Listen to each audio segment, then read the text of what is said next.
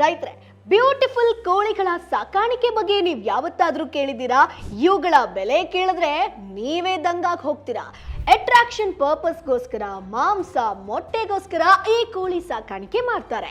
ಗಿಳಿ ಆಕಾರದ ಕೊಕ್ಕು, ನವಿಲಿನಂತ ಬಾಲ, ಉದ್ದನೆಯ ಕುತ್ತಿಗೆ, ದೃಢವಾದ ದೇಹಕ್ಕೆ ಫೇಮಸ್ ಆಗಿರುವಂತ ಕೋಳಿ ತಳಿ ಅಂತಂದ್ರೆ ಅದು ಆಸಿಲ್ ಕೋಳಿ. ಹೌದು, ಸೊ ಆಸಿಲ್ ಕೋಳಿ ತಳಿಯನ್ನ ಸಾಕಾಣಿಕೆ ಮಾಡ್ತೀನಿ ಅಂತಂದ್ರೆ ನೀವು 50,000 ರೂಪಾಯಿ ಹೂಡಿಕೆ ಮಾಡಿ ತಿಂಗಳಿಗೆ 1 ಲಕ್ಷದವರೆಗೆ ಲಾಭವನ್ನ ಮಾಡಬಹುದು ಸ್ನೇಹಿತರೆ.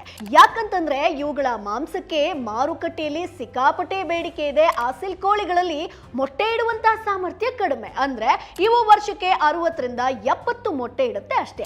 ಅಸಲಿ ವಿಚಾರ ಏನಪ್ಪಾ ಅಂತಂದ್ರೆ ಆಸಿಲ್ ಕೋಳಿಯ ಮೊಟ್ಟೆಗಳಿಗೆ ಮಾರ್ಕೆಟ್ ನಲ್ಲಿ ಸಿಕ್ಕಾಪಟ್ಟೆ ಬೇಡಿಕೆ ಇದೆ. ಅಂದ್ರೆ ಆಸಿಲ್ ಕೋಳಿಯ ಒಂದು ಮೊಟ್ಟೆಗೆ ಬರೋಬ್ಬರಿ 100 ರೂಪಾಯಿ ಬೆಲೆ ಇದೆ.